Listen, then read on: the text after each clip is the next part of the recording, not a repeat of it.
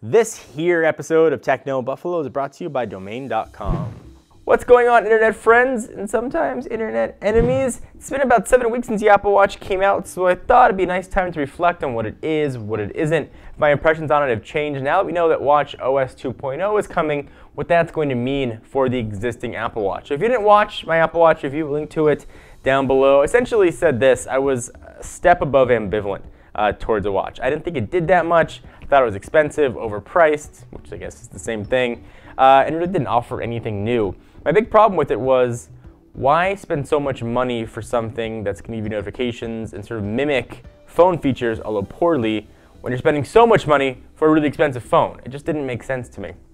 So I've been using the Apple Watch. In fact, I've had it on my wrist every day since it first came out, so now for a total of 7 weeks, so I know it pretty well.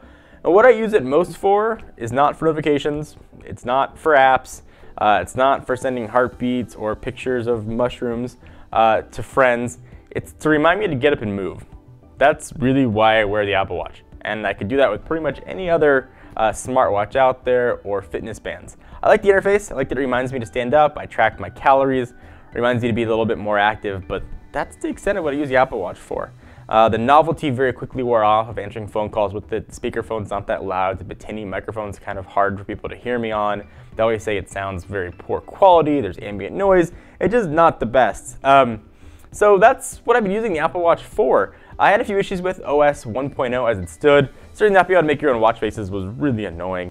Not being able to control the complications has been a bit tough as well, and complications is just fancy watch talk for the information that shows you things on the watch. I first didn't think it was a very good looking watch, but that's kind of changed. I feel like it looks nice.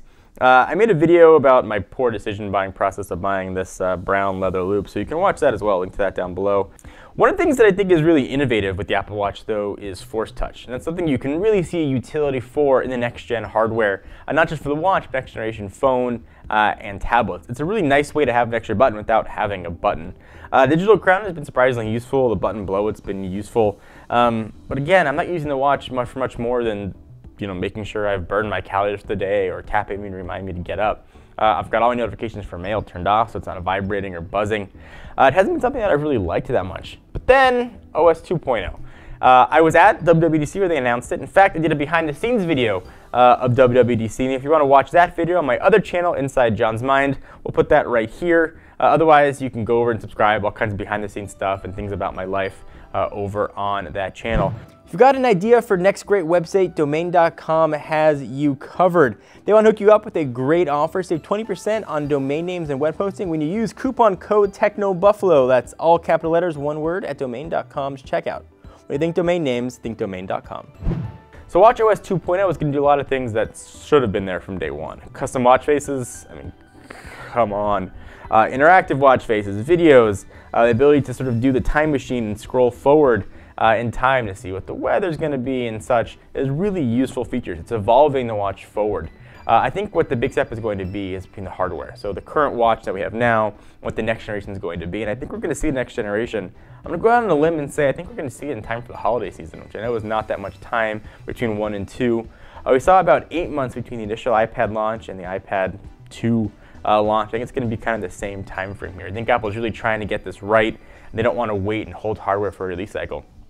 So having said that, would I buy the Apple Watch again? Nope, I don't think I would.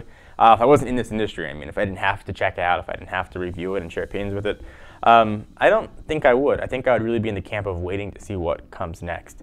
Looking at something that's this expensive and things that exist in the other world of smartwatches, Moto 360 has gotten very, very, very cheap. I still think that the Apple Watch OS is more useful than Android Wear, but there are way more options on the Android Wear side and also for way lower price points. So I think it kind of balances out to almost parity.